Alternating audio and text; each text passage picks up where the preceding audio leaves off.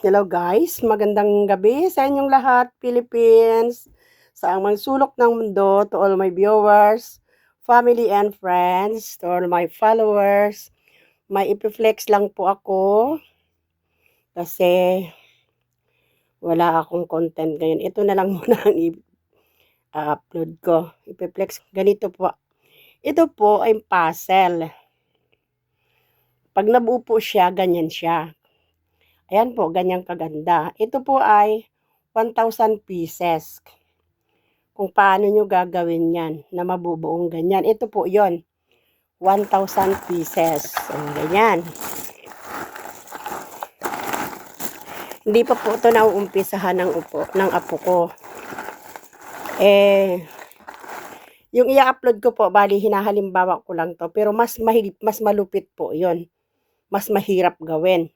Yung isa pong i-upload ko is 3,000 pieces. Yung isa is 2,000 pieces. Ito, iba yon, talagang kinakabit. Ito, puzzle, parang ano lang to, dugtong-dugtong, as puzzle. Pero ang kalalabasan po ay ganyan. Ganon din po yung i-upload ko. Okay? Sige guys, samahan nyo ako.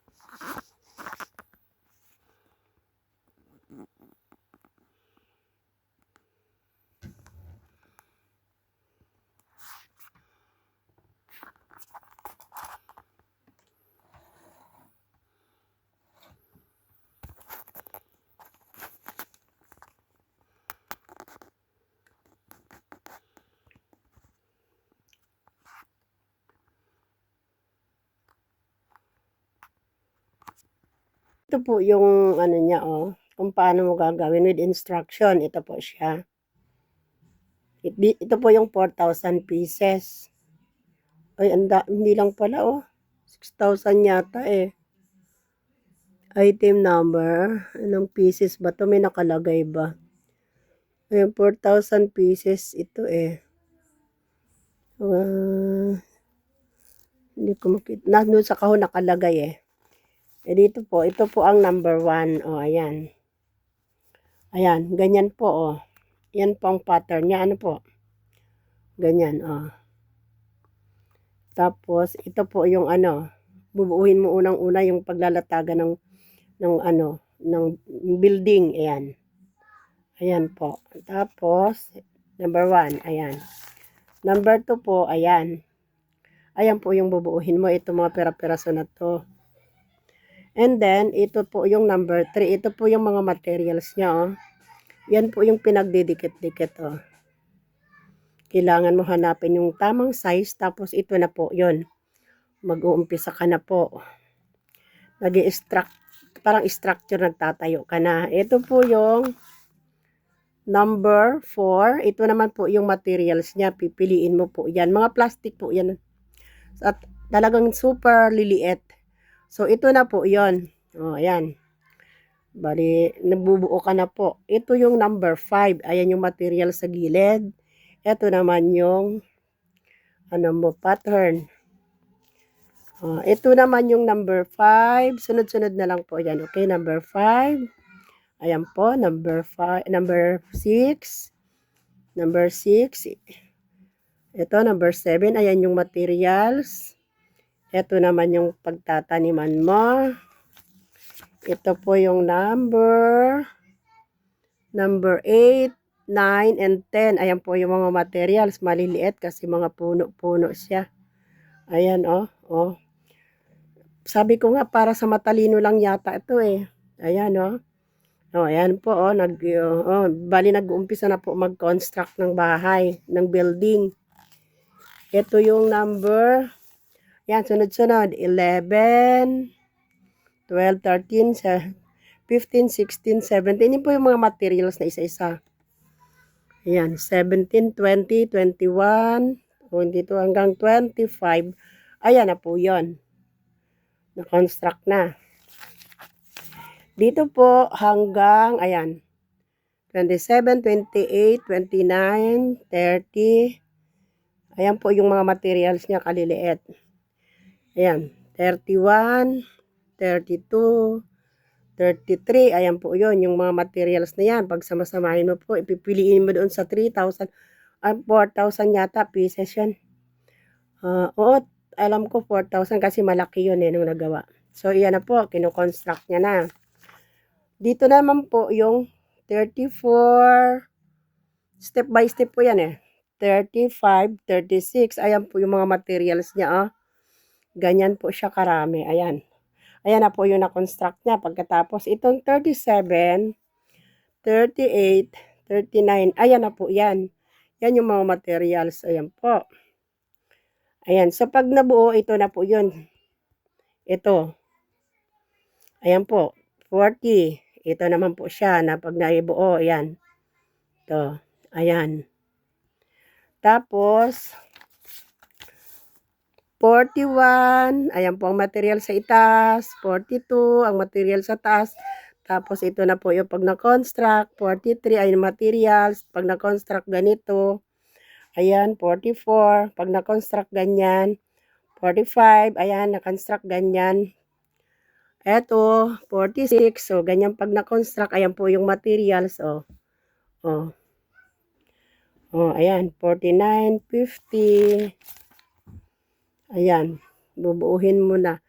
51, 54, 53, 52, 53, 54, 55, 56, 57, 58, 59. Ayan na po yan, bubuuhin bago tatanim doon sa niya, yung ginawang parang pinaka-pattern sa ibaba, yung building, sa baba ng building. Ayan po, ayan po mga materials, Ganyan po, dyan idudugtong, papatong, gano'n, Yan po yung mga materials. Tinitingnan ko po yung apo ko, talagang napakahirap. Ayan na po siya, oh. Naka-construct na siya, 68. Ayan na po siya. Eto po, binuo niya muna tapos itatanim na niya diyan, oh. Ilalapag niya na matapos niyang buuhin. O, ayan. Tapos, 69, pang number 3 binuo niya. Ayan na po, yung pang, nag-proceed na po siya sa second. May second floor kasi yun eh. Ayan na po. Oh. Tapos, eto na naman tayo dito. Ang hirap nito. Itatanim mo na naman to sa second floor. Bubuo ka na yung mga blocks na ganyan, oh, by numbering. Ayan yung mga materials sa itaas, oh. Oh. Bubuuhin mo siya. Ito. Tapos ito na naman po ang kasunod. Bubuuhin mo rin to. Ito yung mga materials. Bubuuin mo to. Ito ang mabubuo. Ito ang kalalabasan ng ano. Tapos, yan, by numbering po yan, oh. Ayan, bubuuhin mo to. Ito na, ito. Tapos, ayan, kasama po yan, ito. Ito, yan. Tapos ito naman, kasi ito second floor na to, ayan, nakapalibot, ayan ang mga materials niya, Bubuuhin mo yan, oh. Kasi ilalapat mo yun sa second floor. Ayan, kailangan bubuuhin mo muna siya bago mo ilapat. Ayan, oh. Sa itaas siya. Ayan, oh. Kalagay, oh. Ayan ang mga materials niya. O, bubuuhin mo naman, ilalagay mo dyan sa itaas, oh. Kasi building nga po yan, may second floor. Ayan, bubuuhin mo to. Ito yung mga materials niya. O, ayan, bubuuhin mo to. Ito yung materials niya. Ayan, yan. Ang hirap. Alam niyo po ba, isang araw at kalahati ito ginawa ng apo ko. O, ayan na yung nabuo niya, pero may mga additional pa yan para mabuo yung building. Ito po, oh, nasa second floor na siya nagtatanim. Nagko-construct. Ito, ayan. Ito din po, ito. Materials pandagdag. Ito. And then, ayan na, binubuo na. Kasi ayan, mga additional na lang yan, maliliit na yan. Pero buo na yung mga isasalpak na. Tapos ito din po, oh, ayan, bubong na to ng building, oh. Oh, bubong na ng building, di ba? Mga nag-additional na lang siya yung mga design. O, ayan na po. O, simula dito. Ayan. Eto na, second floor na. At ito na po yung finished products niya. Ayan. O, eto na po yung finished products niya. Ayan. So,